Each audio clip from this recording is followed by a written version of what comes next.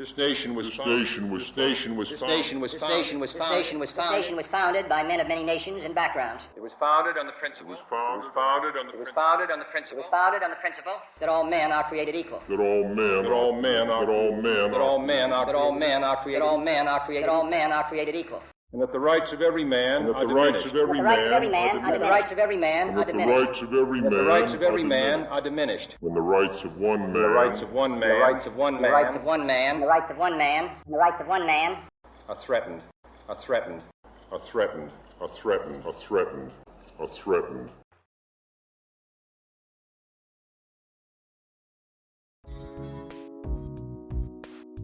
Those who don't know history are doomed to repeat it. Edmund Burke. This quote from Burke, addressing the controversy amongst American colonies during the 1760s, during his early times as a member of the British Parliament, is a great way to begin this chapter dedicated to responsibility of self. How so? Answer. If Burke did not have a clear understanding of self, I highly doubt if he would have ever produced a pamphlet titled Thoughts on the Cause of the Present Discontents. Holding the King George III accountable for his actions against the Constitution, based on the public principle of the desire for a better representation and administration. However, I am not sure if Burke would have followed his particular path or expressed himself in such a manner if he did not have a knowledge of self. And it is this certain knowledge of self that motivates my efforts to conduct a conscientious conversation with intellects such as yourself. Because if you are reading this manuscript, you possibly fit one of the following categories: a person who seeks knowledge from various sources, an individual who supports my work and ideologies, a critic searching for material to discredit. You are simply curious of how subject matter is conveyed, or, God willing, this publication made the suggested list for a reading group or a book club. Regardless of the reason, I am content. Why? Response: knowledge and responsibility of self.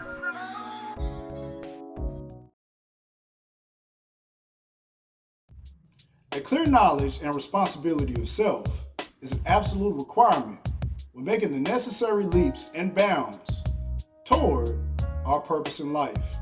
One of my purposes as a person and human being is to inform others of pertinent information and encourage individuals to become the greatest version of themselves. However, this concept was not realized overnight.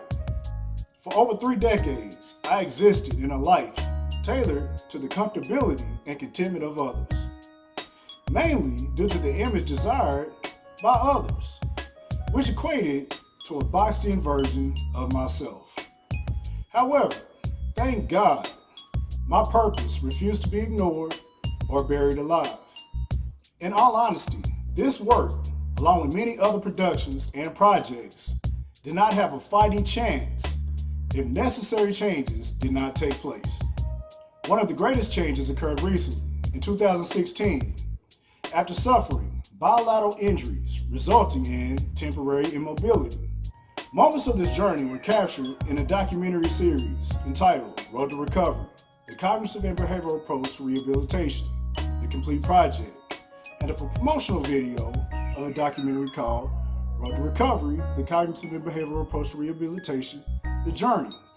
Feel free to check out this project and additional products and services at www.cjwarcreations.com.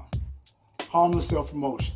To help support this work and other efforts dedicated to community engagement, youth services, and business development, etc. But I digress. Throughout the process of relearning balance and how to walk, I was forced to sit still and figure out the what and why of the recent realisms of life and existence of life in general. Long story made short, overall, I am greatly appreciative of the ability to take a step, stride, and miraculously sprint again. Therefore, my actions demand more respect and appreciation, and not according to gratitude, but purpose. The purpose to fulfill my destiny and mission, not only for self, but others as well. Why? Answer. Your perspective of others and others' perspective of you can be the deciding factor for support or opposition. And since this world is already pulsating with opposition, I choose support.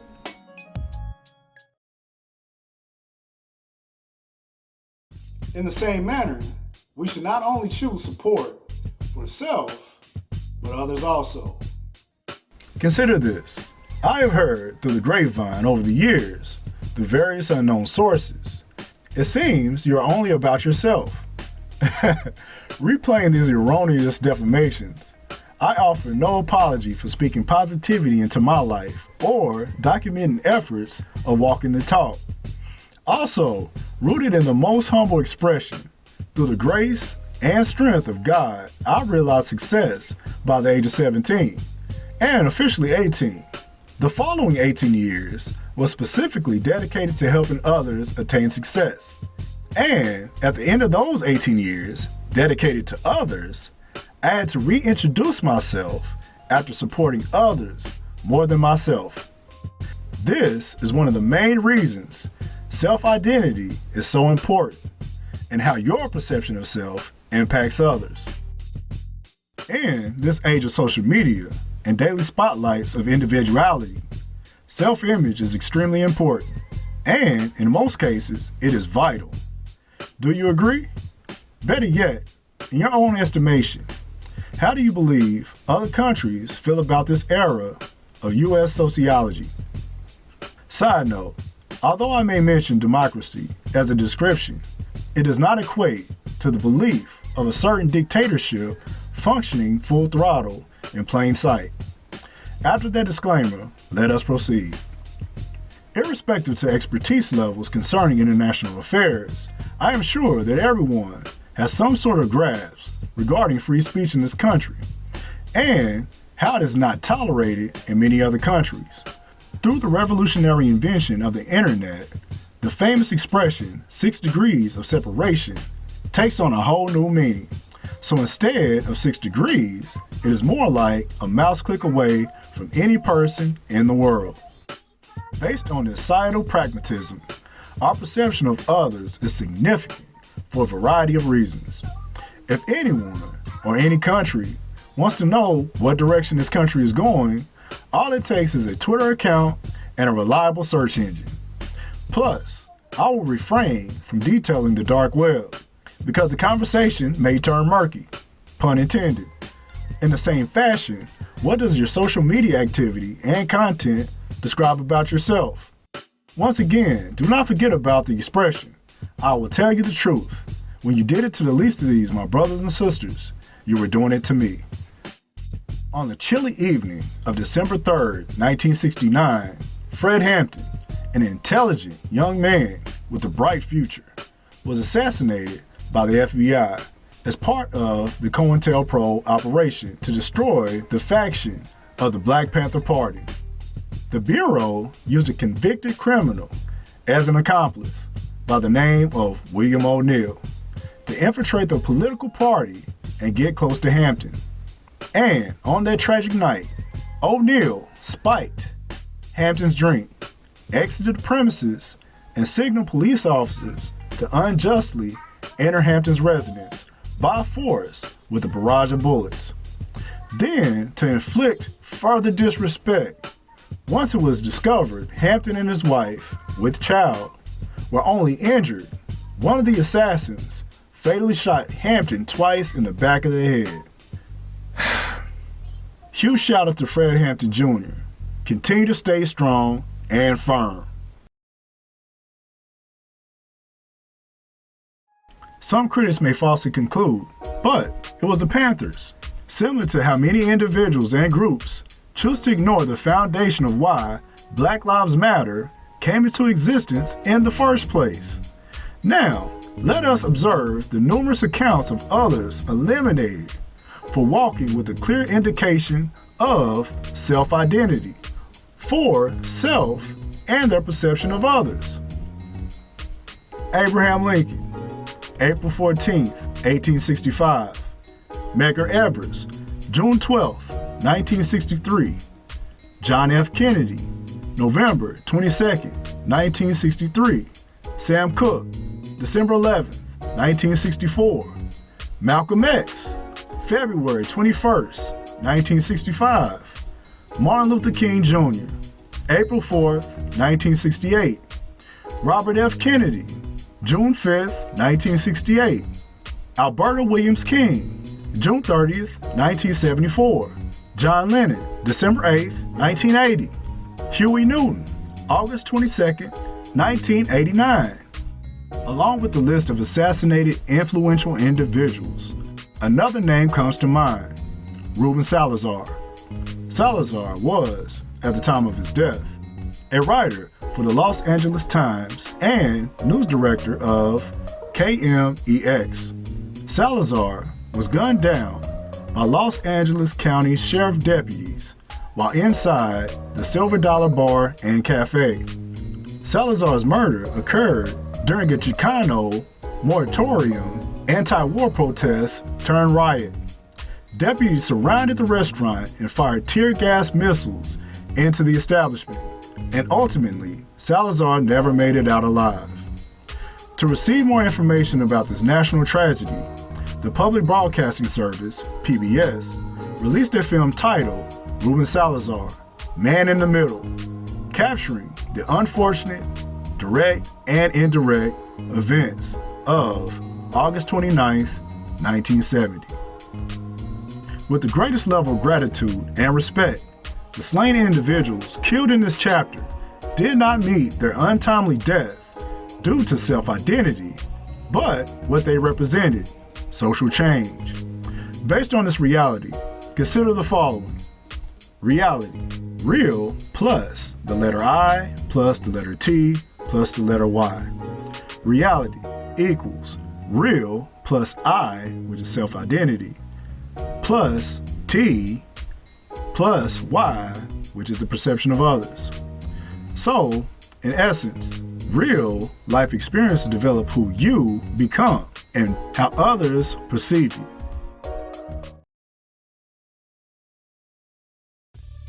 Similar to a soldier following the orders of a general, I have followed similar directives. Learn and apply the fundamental principles of the mission, and through hours of practice and daily discipline, and advancing specialty areas while fine-tuning the areas requiring improvement. Then, once a soldier demonstrates the ability to teach and retain information to others, it is time to promote a soldier to a general. Lastly, if a former soldier turned general is worthy enough, the individual could possibly become colonel. However, this is the procedure of our yesteryears. These days, it is dog eat dog. To provide clarity, I will use an analogy of a personal pastime: athletics, also known as track and field. The Olympic Games is one of the most known, if not most, sporting events in the world. I believe most people have some form of knowledge pertaining to athletics, 4x400 meter relay in particular. However, rather than assume, I will provide a brief description. The 4x400 meter relay is a race, traditionally the final event of an athletics competition or track meet, where a team of 4 runners each sprint a lap around the track, 400 meters, while holding a baton. At the end of each lap, the runners will pass along the baton to another teammate. Lastly, the 4th runner will carry the baton across the finish line. Now, everyone has a premise of the event. Let us proceed. Imagine yourself at an athletics competition, observing the meet officials lining up each team to their respective lanes. And it is time for the 4x400 meter relay, or anchor relay for short. Normally, this event yields 8 teams, 1 team per lane on the track. However, at this event, there are only 6 teams competing. A team member from each team approaches the starting line. The team member positions their blocks, and an official with a starter pistol makes the demand: runners take your mark. get set, followed by a loud bang. You observe the runners making their way around the first curve. Then you notice a few runners experience difficulties along the way. And as a forewarning, this is not an additional segment to the Naked Gun movie series, but please follow along. Some athletes experience water hoses and spiked whips in the form of concession purchases or any tangible objects light enough to throw at the runners, and barrages of insults and other forms of verbal abuse. All of these actions carrying the same intensity exhibited at any professional sporting event across the country. A few other athletes received several verbal insults and occasionally ricochet of debris, originally intended for other competitors. Then there are some runners who were shot and killed by disqualifications attached to the race. However, around the 300-meter mark, an occurrence begins to take place. A few of the runners begin to experience less toxicity and resentment. Matter of fact, spectators begin to cheer and applaud. This attention and sudden burst of admiration encourages runners to push through the race. But instead of passing along the baton, several competitors decide to keep running to receive more attention and applause. Although a couple of the runners follow suit, other runners follow the race format and pass along the baton to the next in line. Naturally, of course, fatigue sets in for the runners who refuse to hand off the baton. Next, the teams who pass the baton along begin to pass up the attention seekers. Also, the teams who refuse to hand off the baton are now disqualified from the race, but continue to run along with the baton anyway. With baton in hand, the disqualified runners begin to jog, walk, stand, or even take a seat on the track. At this time, the teammates who never received a baton have a choice to make: trade teams, give up and walk off the track, chase down the first leg runners, and cause a forced elimination from the race, or the choice many of us have been forced to make: create your own baton so you can run the race you were destined to run. Although these occurrences introduce greedy practices, envy, jealousy, and other dysfunction, by refusing to pass along the baton, it taught many of us creativity and ingenuity. Using this example, think about the current and past generations of the United States. According to Neil Howe and William Strauss, GIs, 1900 to 1924, silent, 1925 to 1945, baby boomers, 1946, 1964, Generation X, 1965 to 1979, millennials, 1980 to 2000, and new silent Generation Z, 2000 to present. Based on the concept of the 4x400 meter relay, how would each generation choose to run the race? I assume the following. GI generation, the most patriotic of the generations. Members of this category understood the importance of living and dying for the sake of family legacy and tradition. 100% chance of passing along the baton. The rationale to this? The foundation of the country, the United States, and backbone of many current systems. Silent generation, the generation following the GI generation, seemed more observant of the sacrifices and direction of the country set by the prior generation. 80% chance of passing along the baton. Rationale: learn and adjust from previous generations, pros and cons. Baby boomers, the generational response to the efforts of the GI and silent generations. Many use the sacrifices of others to fuel the coming age and ages geared around self-gratification and personal achievement. 40% chance of passing along the baton. Rationale: benefited from the foundation built by prior generations and personal contributions to history. Generation X, the generation experiencing change in society's priorities. I would describe as the great unknown. 25% chance of passing along the baton. Rationale: the unknown factor of this generation is greatly influenced by personal attainment, self-gratification, and seasons of increased freedom of speech and self-expression. Millennials and Generation Y: no millennium of intellectual freedom and technological advancement. Or the Y generation, while gaining more information for personal convenience and luxuries, many seek information in hopes of benefiting from those with a lack of information. 10% chance of passing along the baton. Rationale: due to the convenience of society, the masses began to desire quantity over quality, to satisfy the yearning to attain more materials than resources. New Silent and Generation Z: since history repeats itself, we find the country in a similar predicament. The Silent Generation, a more observant generation who are directed to follow philosophies of prior generations. As many realize, if we are honest with ourselves, something has to give or change in order for us to advance forward. 5% chance of passing along the baton, or 50%. It could go either way. However, I believe in the full potential of the youth.